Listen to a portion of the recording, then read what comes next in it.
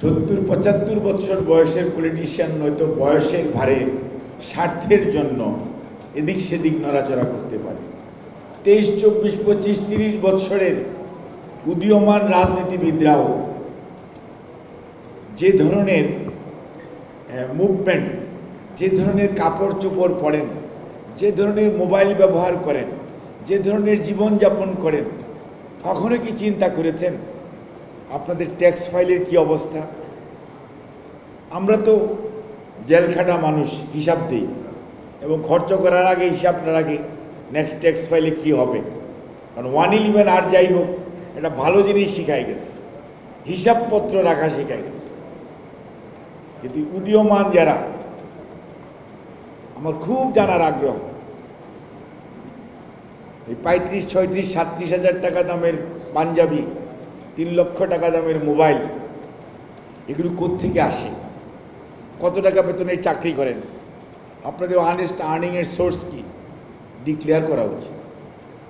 আগের সরকার বলেছিল ডিক্লেয়ার করবে, করে নাই। আপনারা এত শহীদের রক্তের উপর পাড়া দিয়ে উপদেষ্টা হয়েছেন এবং গতকালকে দেখলাম, গতকালকে না আজকের পত্রিকাতেও আছেন, কেউ কেউ বলছেন যে আপনাদের প্রতিনিধি সরকারে থাকতে হবে। এই যে মানুষগুলো বসে আছে তাদের প্রতিনিধির দরকার নাই। ঢাকা বিশ্ববিদ্যালয় বন্ধ হওয়ার পর আন্দোলন তো মোটামুটি শেষ করে দেওয়া হয়েছিল। ঢাকার বাইরের কিছু পাবলিক বিশ্ববিদ্যালয়, ঢাকা শহরের প্রাইভেট বিশ্ববিদ্যালয়ের রাজনৈতিক নেতাকর্মীরা এই আন্দোলনকে সামনের দিকে নিয়ে গেছে।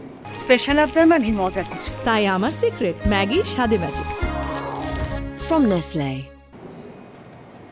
এবং আজকে যিনি প্রধান নেতা, উনি আমার অধীন গণস্বাস্থ্য মেডিকেল কলেজে নগর হাসপাতালে ভর্তি ছিলেন। আমার বউ উনার ছবি তুলে নূর খানকে দিয়ে বিদেশে পাচার করেছে। তারপরে পৃথিবীর মানুষ জানতে পেরেছে আপনাকে কিভাবে নির্যাতন করা হয়েছে। আপনারা সব ভুলে গেছেন,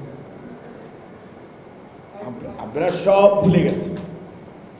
75 বছর রাজনীতি, 60 বছরের রাজনীতিবিদ, তাদেরকে নিয়ে সমালোচনা করেন, স্বাধীনতার ঘোষকের ছবি নিয়ে অবমাননা করেন। জাতির নেতৃত্বকে, জাতীয় নেতৃবৃন্দকে আপনারা কথা বলার সময় আয়নায় চেহারা দেখেন না। এই যদি হয় 30, 32, 25, 27 বৎসরের আগামীর ভবিষ্যৎ প্রজন্মের, আমি বলছি না সবাই একই মতো, but that is the reflection. এটির জন্য কিন্তু ওই 6 বছরের বাচ্চাও শহীদ হয় নাই এবং আমাদের এই সাগর রুনি বলেন 65 জন সাংবাদিক, 67 জন সাংবাদিক মারা গেছে। আপনার তো খুঁজে বের করা উচিত। যে বাসন্তীর ছবি ছাপালো আফতাব ভাই কি জন্য মারা গেল, কি জন্য? শেখ সেলিম তার বইয়ের মধ্যে লিখলো কোথায় আফতাব আহমেদ, লিখেছে না? তদন্ত হওয়া উচিত। সাগর রুনির 120 বছর, 120 বার বোধহয় হয়ে গেছে চার্জশিট আর আসে না। 24 ঘন্টা, 48 ঘন্টা, 72 ঘন্টার মধ্যে আসার কথা। এই ওয়ার্ডের কমিশনার চৌধুরী আলম কোথায় হারাই গেল? ওই লোকগুলো কাদের ডিউটি ছিল, কারা তুলে নিল? সেগুলো বের করার দায়িত্ব কি অন্তর্বর্তীকালীন সরকারের না? ওই যে শিকদার ভাই যেমন বলেছে, এনাফ ইজ এনাফ। আদতে শাহাবুদ্দিন সাহেবের আমলে এখনো মানুষটার কথা আমরা মনে রাখি। কেন?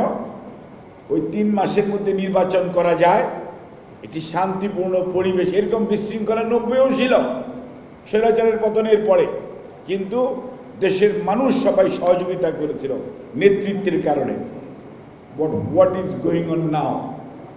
কাজেই আজকে আপনি শাহবাগের মোড়ে যান, বন্ধ, আপনাকে গাড়ি ধুয়ে হেঁটে হেঁটে আসতে হবে। কখন কোথায় কি হচ্ছে nobody knows. There is no control, there is no control. আমি নিজে পিজি হাসপাতালের আগে কাটা বনে গাড়ি রেখে আমি হাইটে হাইটে আসছি, কোনো ধরনের কোনো ডিক্লারেশন নাই। অর্থাৎ একটা মগের মুল্লুকের মধ্যে আমরা চলছি। কাজে থেকে বের হয়ে আসতে হলে ওই যে এনাফ ইজ এনাফ, যা বলেছেন ফেব্রুয়ারির দ্বিতীয় সপ্তাহের মধ্যে দয়া করে জনগণকে তার অধিকার প্রয়োগ করার সুযোগটা সৃষ্টি করে দিয়ে ইজ্জত সম্মান নিয়ে বিদায় হন। আমরা যাতে বলতে পারি ডক্টর শাহাবুদ্দিন সাহেবের মতো ডক্টর মোহাম্মদ ইউনূস সাহেবের এমন একটি সরকার ছিল।